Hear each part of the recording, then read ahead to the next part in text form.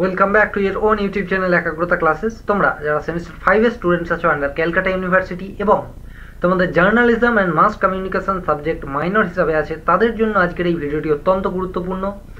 তোমাদের যে সিলেবাস আছে সেটা নিয়ে আমি একটি ডিটেলসে ভিডিও আপলোড করেছি, যেটা তোমরা উপরের আই বাটনে ক্লিক করলে অবশ্যই দেখতে পেয়ে যাবে। তো যারা ভিডিওটি এখনও পর্যন্ত দেখোনি, আমি তাদেরকে বলবো অবশ্যই তোমরা সিলেবাসের ভিডিওটি দেখে তারপরেই এই ভিডিওটা দেখো। তো তোমাদের সেই সিলেবাস থেকেই বেশ কয়েকটা মোস্ট ইম্পর্টেন্ট কোয়েশ্চেন্সের নোটস আমি রেডি করেছি। তো তার মধ্যে থেকে একটি আমি তোমাদের আজকে সামনে নিয়ে এসেছি। সেটা হচ্ছে প্রোপাগান্ডা ও গণতন্ত্রের সম্পর্কের বিষয়ে আলোচনা করো। Discuss the relationship between propaganda model and democracy. তো এটা তোমাদের অলরেডি 2020তেও এসছে এবং 2022এও এসছে। মোস্ট ইম্পর্টেন্ট কোয়েশ্চেন্স তোমাদের এবছরের জন্য, ঠিক আছে? তো দেখো, প্রোপাগান্ডা কি আমি এখানে বলে দিচ্ছি। দেখো, প্রোপাগান্ডা হলো একটি পরিকল্পিত ও উদ্দেশ্যমূলক যোগাযোগ প্রক্রিয়া, যার মাধ্যমে নির্দিষ্ট বার্তা, মতবাদ বা রাজনৈতিক ধারণা জনগণের মধ্যে ছড়িয়ে দেওয়া হয়।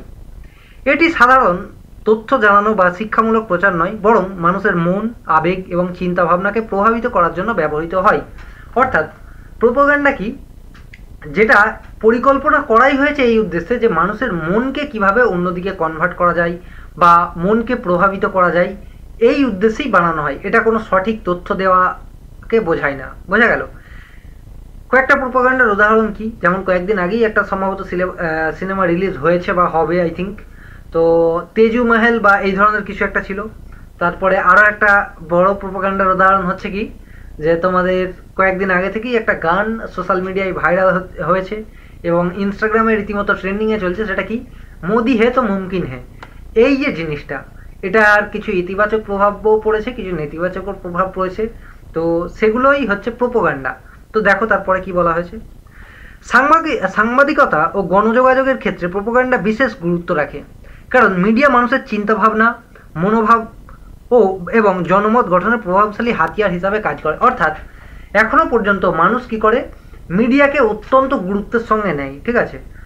তো মিডিয়াতে একটা জিনিস যদি বারবার দেখানো হয়, সেটাকে মানুষ সত্যি হিসাবেই গণ্য করে বা সেটাকে মানে আমাদের যে সাবকনসিয়াস মাইন্ড আছে সেখানে রীতিমতো এটা সত্যি হিসাবেই ক্লিক করে।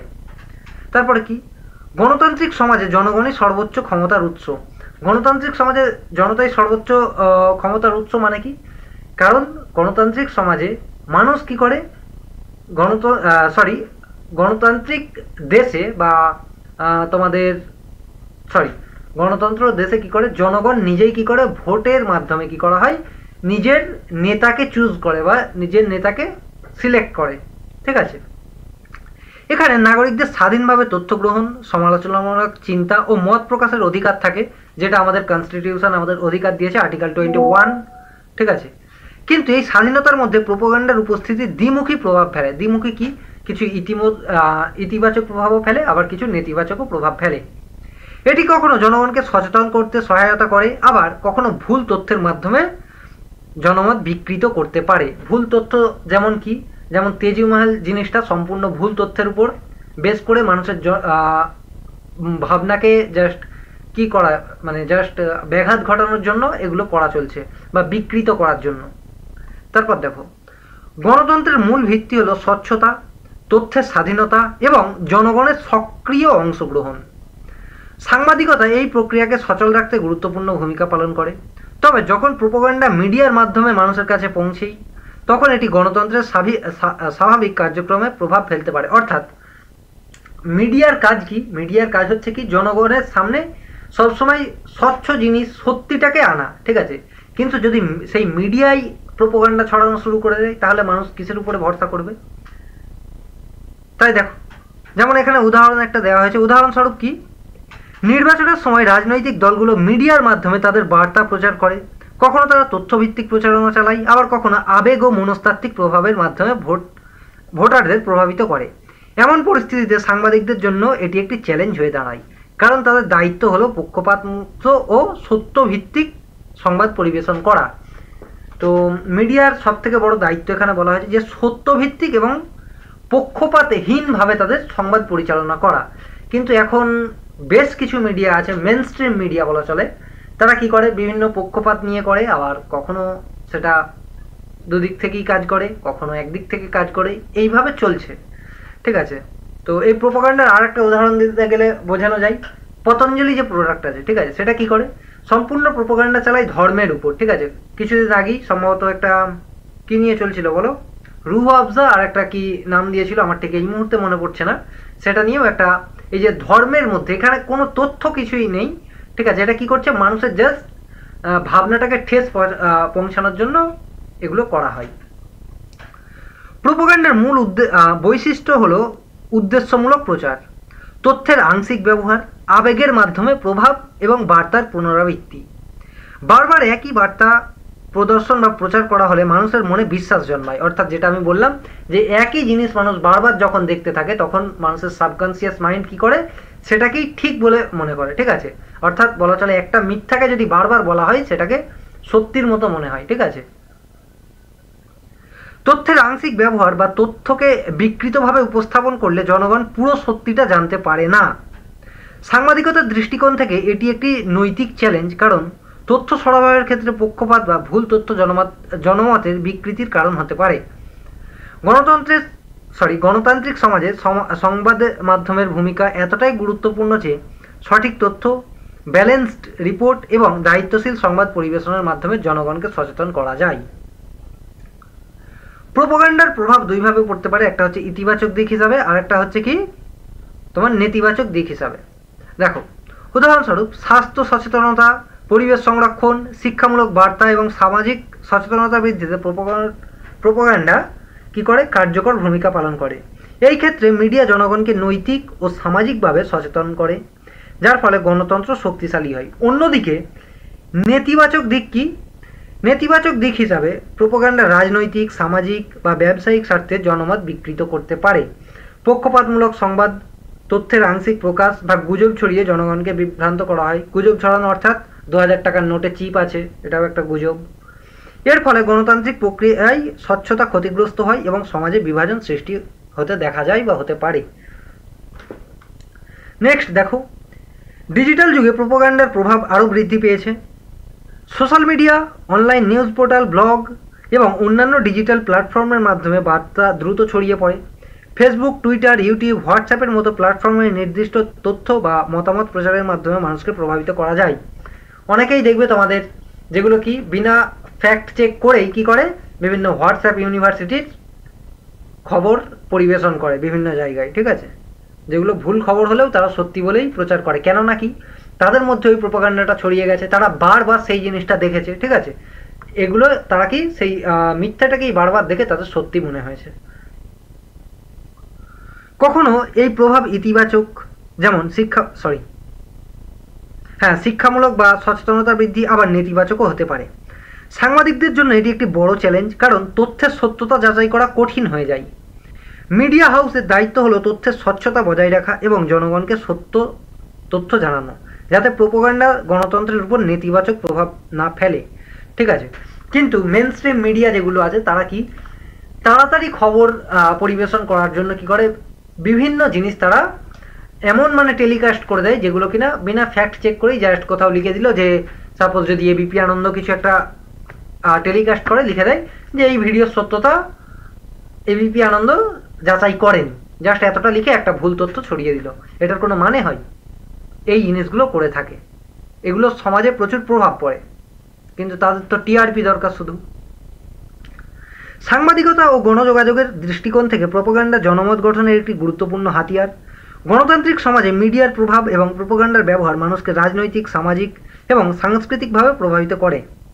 উদাহরণস্বরূপ, নির্বাচনের সময় মিডিয়া বার্তা প্রচারের মাধ্যমে ভোটারদের মনোভাব প্রভাবিত করে। যেমন কি এই তোমাদের কি দেওয়া হচ্ছে, এই ভোটের আগে দিদি ঘোষণা করে দিল কি এই তোমাদের লক্ষ্মীর ভাণ্ডার বাড়িয়ে 500 থেকে 1000 টাকা করে দেওয়া হবে। এগুলো কি হচ্ছে, এগুলো মনোভাবনাকে নিয়ে খেলা করা হচ্ছে, বোঝা গেল। স্বাস্থ্য সচেতনতা বার্তা ছড়িয়ে জনগণকে স্বাস্থ্যকর জীবনধারার দিকে উৎসাহিত করে এবং পরিবেশ সচেতনতা বৃদ্ধিতে মানুষকে পদক্ষেপ নিতে উদ্বুদ্ধ করে। এই প্রক্রিয়ায় সাংবাদিকদের নৈতিক দায়িত্ব হলো তথ্যের স্বচ্ছতা, নিরপেক্ষতা এবং দায়বদ্ধতা বজায় রাখা। প্রোপাগান্ডা ও গণতন্ত্রের সম্পর্ক জটিল এবং দ্বিমুখী। এটি গণতন্ত্রকে শক্তিশালী করার জন্য ব্যবহৃত হতে পারে এবং জনসচেতনতা বৃদ্ধিতেও সহায়ক হতে পারে। তবে একই সময়ে এটি ভুল তথ্য ছড়িয়ে বা পক্ষপাতমূলক বার্তা দিয়ে জনমত বিকৃত করতেও ব্যবহার করা যেতে পারে। ঠিক আছে, এখন তো বেশিরভাগ মেনস্ট্রিম মিডিয়াই হচ্ছে গদি মিডিয়া। ঠিক আছে, বাকিটা তোমরা নিজেরাই জানো। তাই সাংবাদিকদের দায়িত্ব হলো প্রোপাগান্ডাকে একটি নেতিবাচক হাতিয়ার হিসাবে না দেখা, বরং জনগণকে সচেতন, তথ্যভিত্তিক ও সমালোচনামূলক চিন্তার মাধ্যমে সিদ্ধান্ত গ্রহণে সহায়তা করা। গণতান্ত্রিক সমাজে সাংবাদিকতা হলো জনগণকে সত্য ও স্বচ্ছ তথ্য পৌঁছে দেওয়ার একটি গুরুত্বপূর্ণ মাধ্যম, যা প্রোপাগান্ডার নেতিবাচক প্রভাব মোকাবিলার সাহায্য করে। উপসংহার কি? উপসংহারে বলা চলে প্রোপাগান্ডা ও গণতন্ত্রের সম্পর্ক জটিল, ঠিক আছে, বা দ্বিমুখী। এটি গণতন্ত্রকে শক্তিশালী করতে পারে, জনগণকে সচেতনতা ও শিক্ষিত করতে পারবে, আবার এটি ভুল তথ্য বা পক্ষপাতমূলক বার্তার মাধ্যমে জনমত বিকৃত করতেও সক্ষম। অর্থাৎ এটি যেমন গণতন্ত্রকে শক্তিশালী করতে পারে, আবার এটি কি করতে পারে, গণতন্ত্রকে কি করতে পারে, বিকৃত করতেও ভূমিকা পালন করে।